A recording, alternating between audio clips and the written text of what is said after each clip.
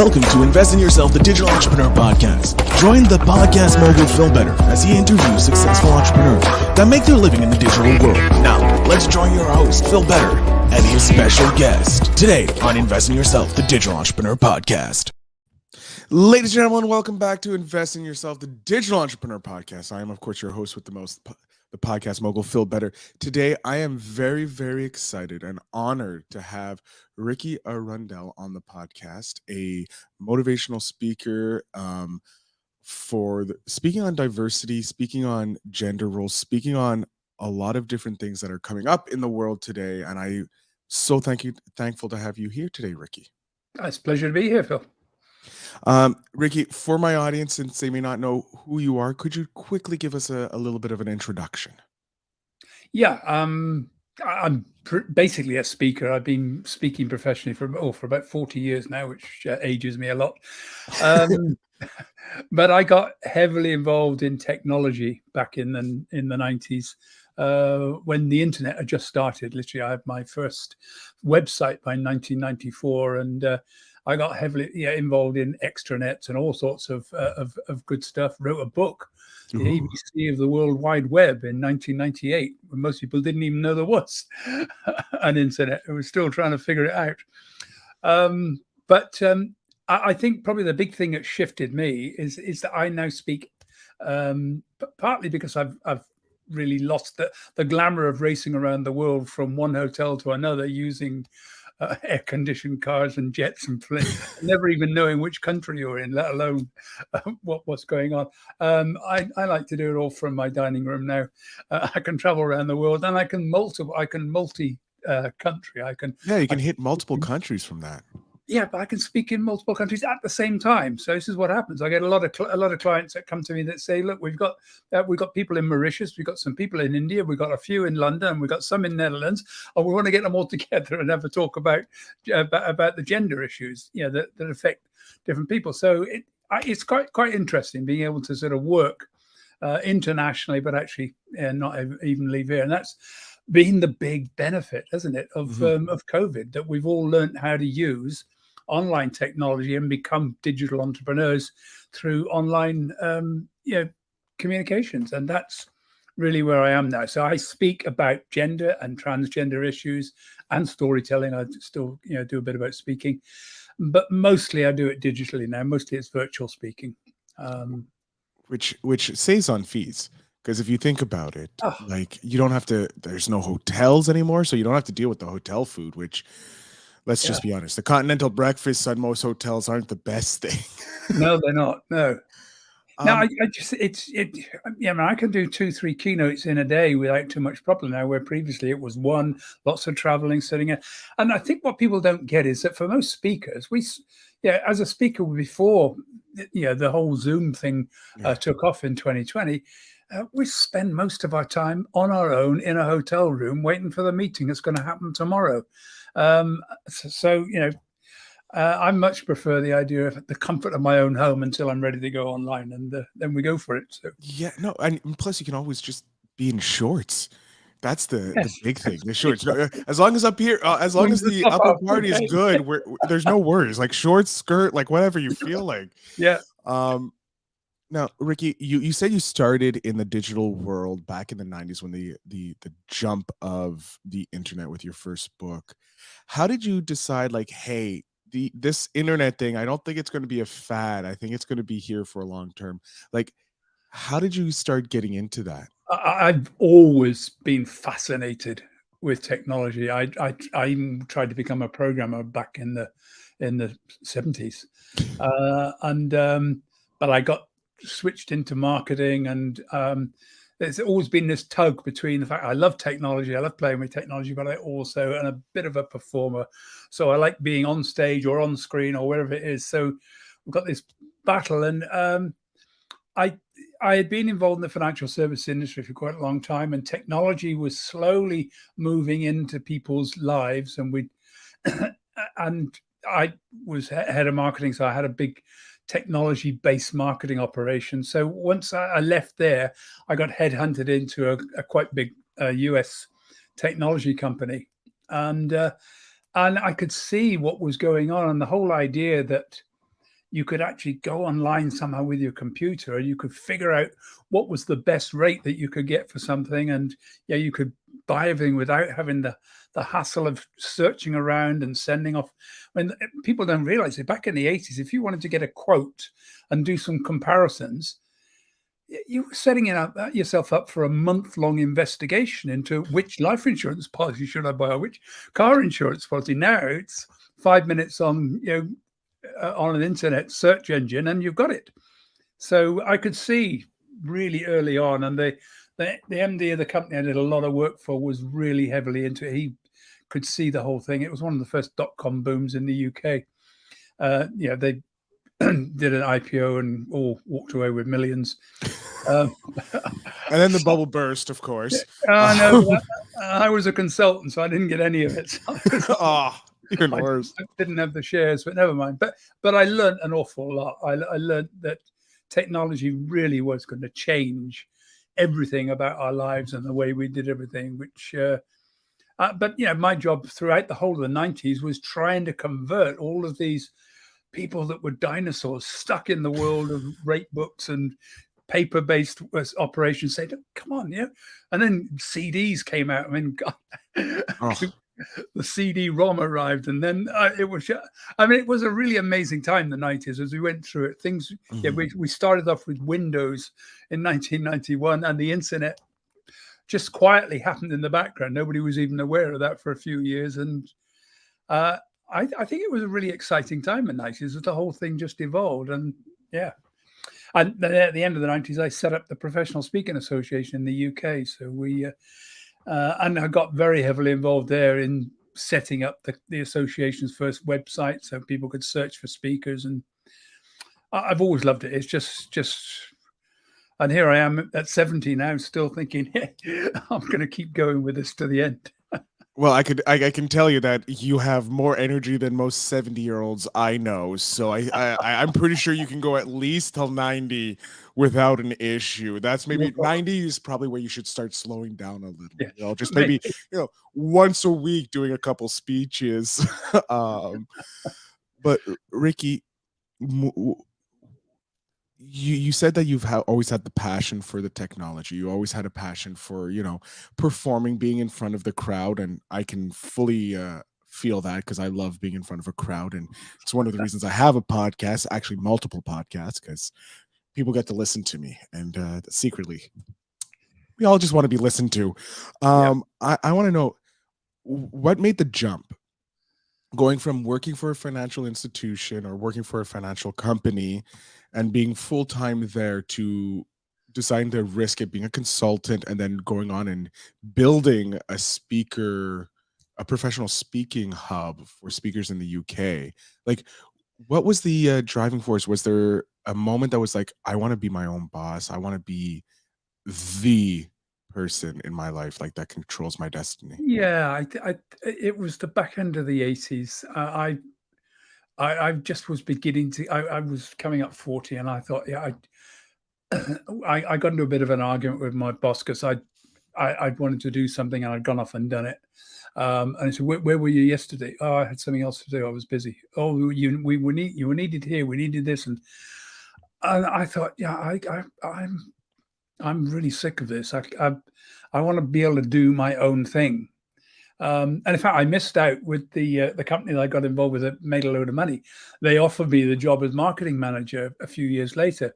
I was doing my own thing. I was working with some associations. I'd written my first book, and I suddenly I was offered, become a director here, and you can get, we'll give you loads of money and the potential to make millions, which would have happened, but it was all, maybe then.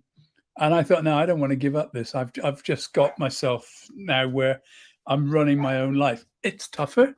Mm-hmm. There isn't any question about that. It's a lot easier to work for somebody, pick up a salary, not have to worry about, getting the accounts in at the end of the month. And, all of those challenges that come with running your own business. But the fact that I do what I want to do, and I choose who I work with. I don't have to work with somebody just because everybody else thinks, they're worth a lot of money. No, I like to work with. I've got some quite strong ethical standards, and there are people I would not work with, and there are people I love to work with. So I think that's more than anything else. It was that sense that I just needed to be able to do this for me, and have that freedom.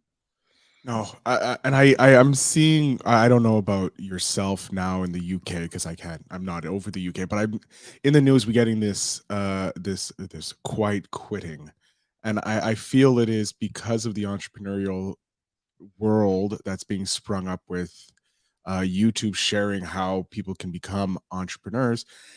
What was it like in the early 80s, 90s when we didn't have like a resource like YouTube to teach you to be an entrepreneur? How did you go about figuring out like, all right, how do you run a business? Like were there a lot of resources for you at the time?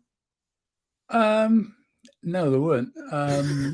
And I nearly lost everything at one point because of that, because I really hadn't figured it out, hadn't been keeping accounts very well and putting them in, and it all caught up with me. One of the reasons I changed gender was quite literally the fact that the Inland Revenue suddenly arrived and said, "You owe us 50 grand." Oh, really? Well, that person no longer exists. Bye. Oh, so the house went, and a few other things had to go, and the relationship went, and I paid the money literally on the 11th hour. They got their check for 50 grand, and I thought, that's a bad mistake to have made that one, because this is the problem. I just hadn't been accumulating money. So no, I hadn't learned the rules about keeping yourself on top of it, paying as you go, and it nearly finished me. And although to be it all happened, it was a bit tough at the time, but it meant that I suddenly looked at my life and thought, is there anything I should be doing in my life that I'm not doing? And one of those things was, I'm not really being myself. I'm still hiding the fact that I'm transgender, and that had been hidden all my life. From the age of 6, I knew I was trans. They didn't even have a word for it then. Transgender word hadn't been invented. Mm-hmm. I just knew there was something wrong. So I should have been a girl, wasn't. And there I was at 50, and I thought, right, I'm going to do this. I've got to come out. So that was the next big leap for me. It was not so much about entrepreneurship, but about suddenly deciding I was going to do this. And within 6 months of coming out, my business had fallen off a cliff. No one would book me. No one wanted to talk to me. No, being a technology and sales speaker wasn't a thing. So I had to do the tough thing that I think most entrepreneurs probably find at some stage they've got to do. The market they're in has moved. You've got to shift. You can sometimes pivot what you know into somewhere else. Yeah. I couldn't even pivot this time. I literally stopped, grabbed what money I could from pension funds, and went to university, did a master's degree in gender. Because I figured, if people won't book me because I'm transgender, what do I need to do so that they will become an expert? And it just happened to be at the time that the laws were all changing. And so suddenly there I was. I'd got my degree. I got some funding to help set up a social enterprise, and got myself into a whole different world, moved away from speaking, was still doing training. But I think one of the big things I found about being an entrepreneur is that you have to learn to be the best at something. You've got to. I see lots of people trying online entrepreneurship, and they're just grabbing stuff around and trying to sell it. They don't really believe in it. A lot of the stuff that they talk about is absolute bull. It's not the truth. They're faking it all, trying to make it look like they're doing well. Being an entrepreneur is tough. It's hard. But you really have to do something that you absolutely love, and you have to become the recognized expert in what you do, particularly in something like speaking.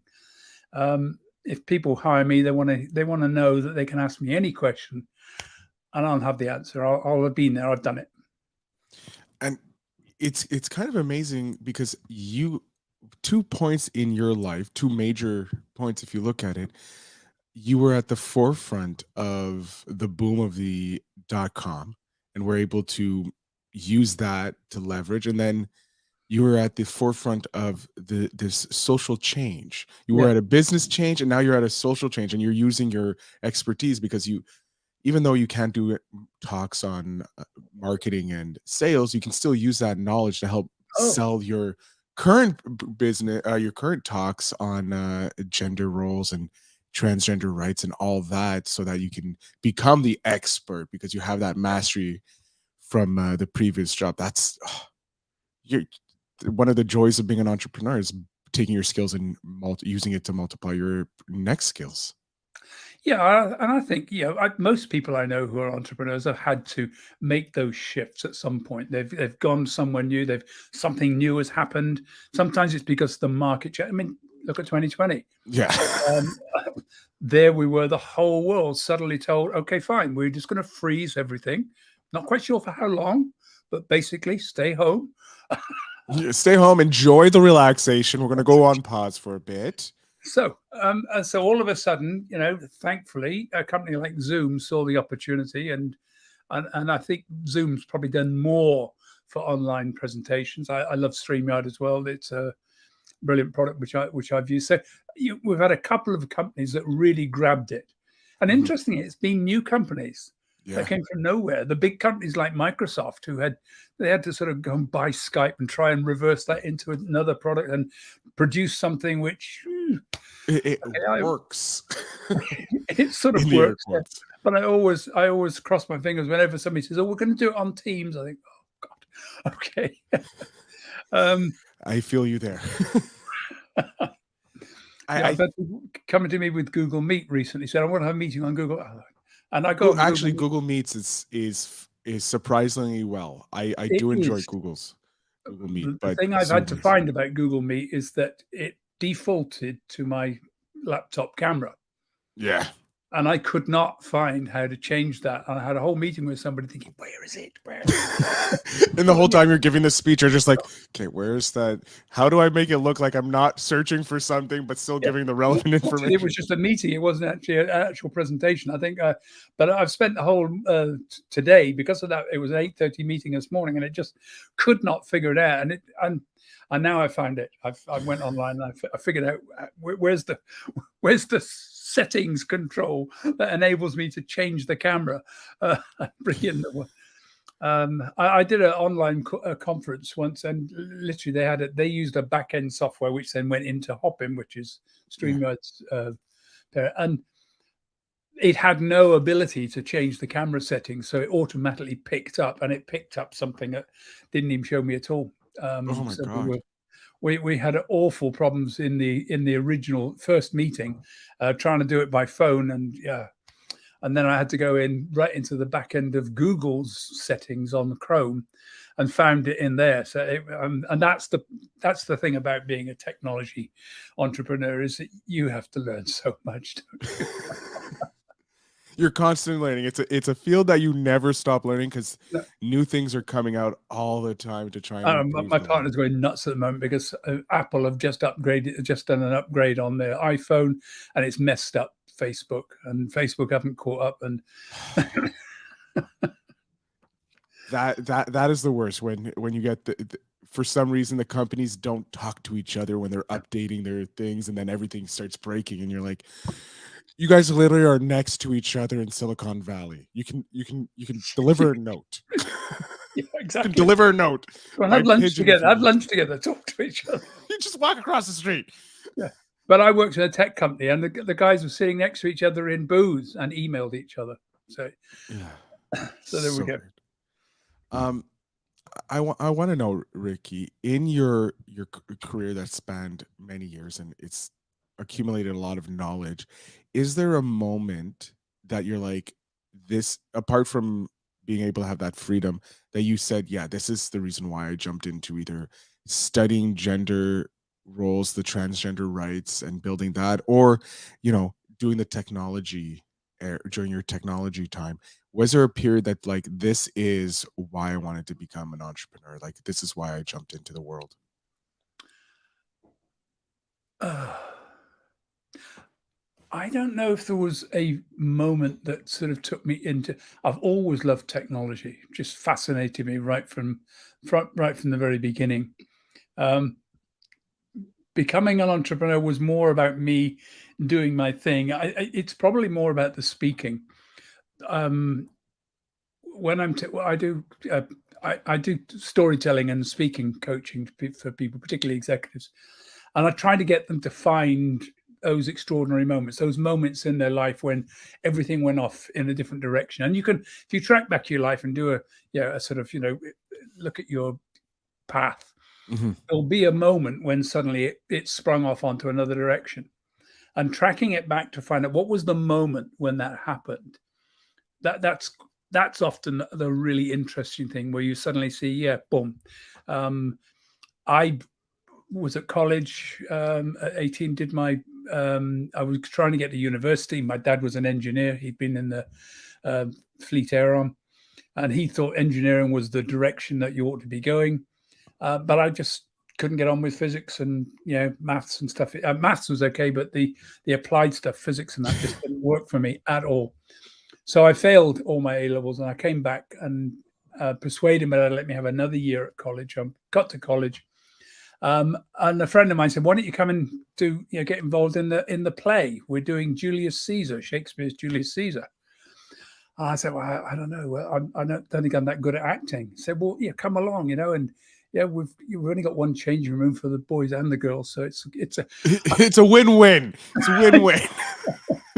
So they were still casting for Mark Antony, which is the big Romans, countrymen speech. So I learned that as much as I could, and I went out and I really blasted that and blew away all the competition, and I got the part. And the director came up to me after and said, "Okay," he said, "you got the part, but you're not good enough." I thought, "Oh." Really? I thought I was very good. He said, "No, you're not good enough at all."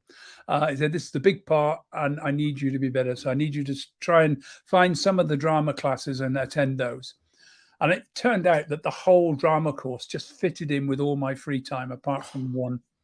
And it was quite a big course. It was, equivalent of what we have A levels here. But it was a big course. So I took it, passed it, and I didn't get into drama college, but that acting was the thing that really took me into speaking, and that's took me into training to start with, and then into speaking. And then I started to see, and the moments that really made differences were, the first conference I attended, where I saw people get up on stage and deliver these speeches, and thought, "Whoa, yeah, I could do that." And I set up the Professional Speaking Association here after I'd attended an NSA convention in Minneapolis. And I got there, and it's like 2,500 speakers, and I just was blown away and thought, "Oh, we got to do that in Britain." So that drove me to set up the PSA. And I think it's those moments when attending conferences or having conversations has sometimes been the big shifts, where I've just gone somewhere and come back and thought, no, that's where I've got to go. That's got to be the thing, and it just fired me up. But acting more than anything else, doing that acting course at college, best thing I ever did. I have to say that's probably the earliest memory someone's shared where that's their why. That's when they figured out that's the as you say, the change of trajectory of their life, being in college and seeing the deciding to go on a whim to try acting, and then it opening up this new world. Yeah, and the interesting thing was it didn't take me into a career in acting. It was, I did a conventional career in financial services and took all the professional qualifications, but I kept coming back to marketing, kept coming back to speaking, and it was right. I just knew that was it. And I was trying to track back the storytelling. I thought, I was never taught storytelling. I learned it. And where did I learn it from? And then I realized my dad had been a consummate storyteller.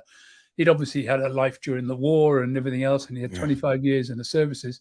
And he had all these amazing stories about how he personally was responsible for the sinking of the Bismarck. It probably wasn't entirely true, but he had a big part to play in it, because he was there when it all happened. And then he was off to India, and with tramping through the jungles, trying, laying strips. He had this little game he used to do of wiping red hot pokers over his hand and licking them, which he'd been taught by Indian Fakka, and they were all part of the storytelling. I lived in a pub for most of my childhood, and so my dad was always telling stories to the customers. They come in, and I suppose I learned that storytelling was half the reason people came to the pub, because Ted Arundel will be telling us a story tonight about something.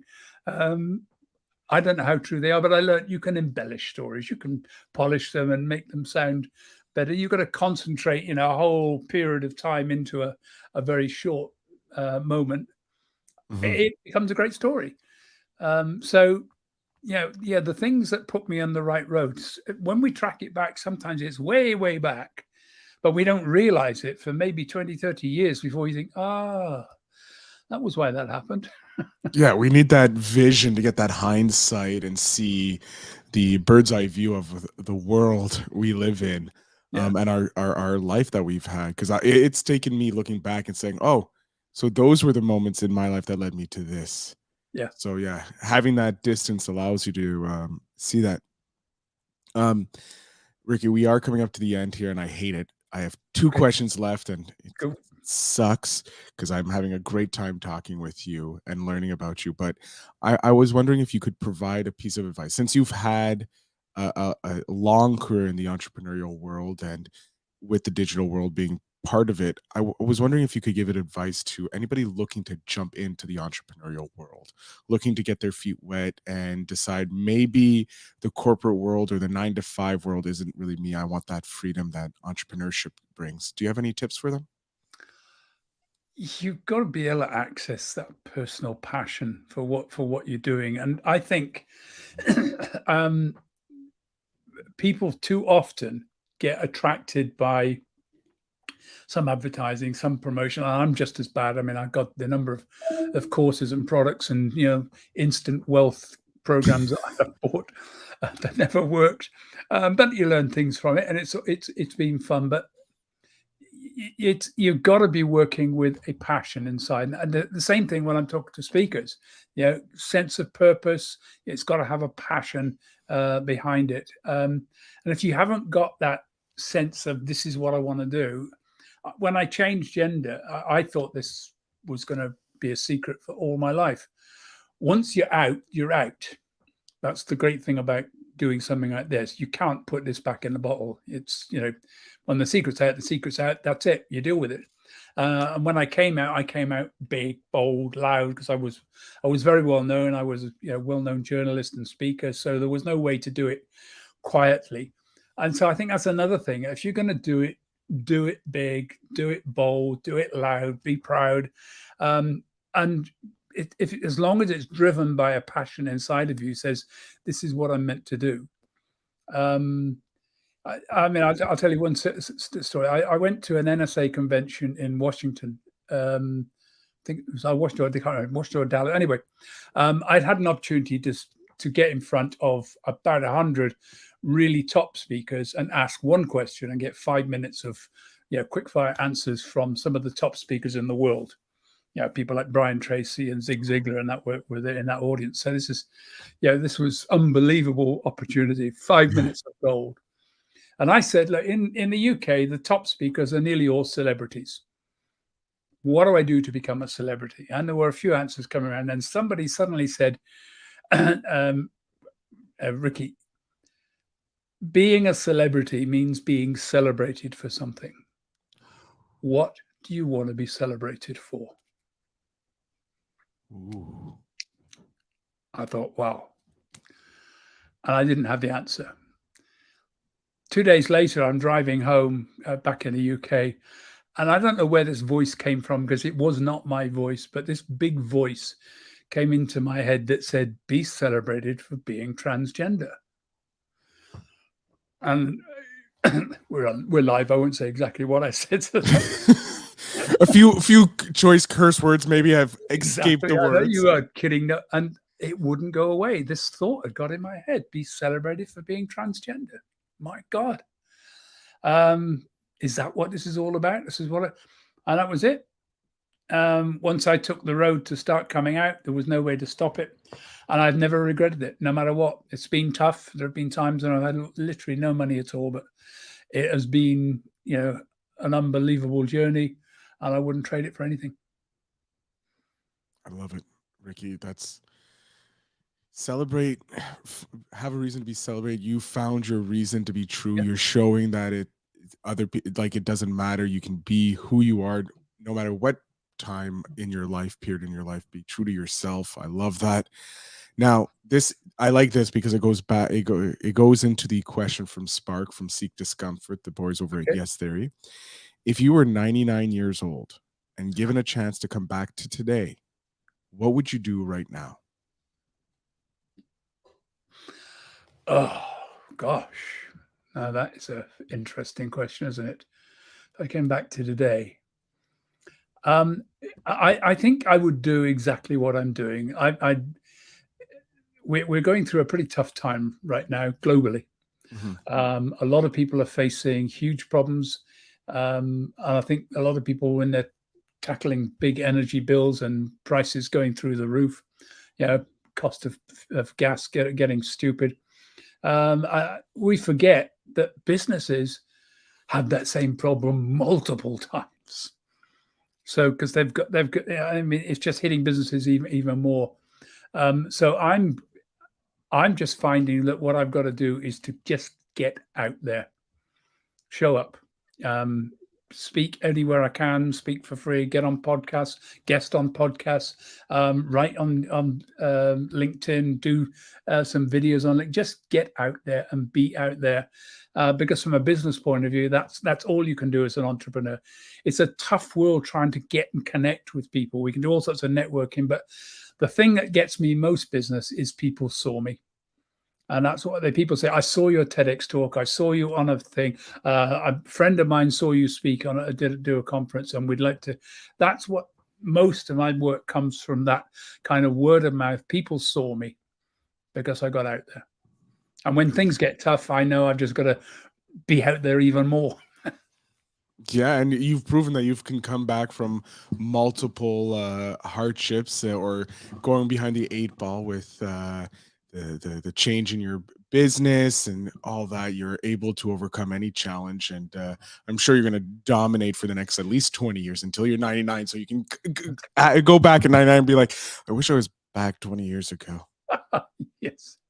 Having fun back on the Invest in Yourself show.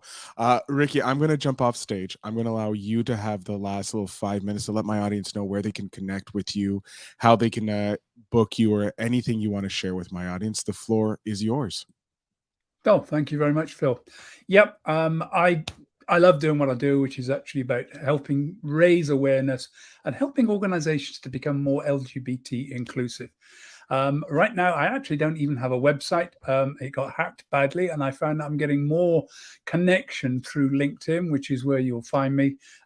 Please connect up with me on LinkedIn. There's lots of illustrations and ideas about what I do, some connections to my talks, connections to my media appearances, connections to me talking on podcasts. So if you run a podcast and you're like a guest, love to be on there. If you run an organization, you want to raise awareness of LGBT issues, connect with me on LinkedIn, chat to me. I'm sure that I can help you.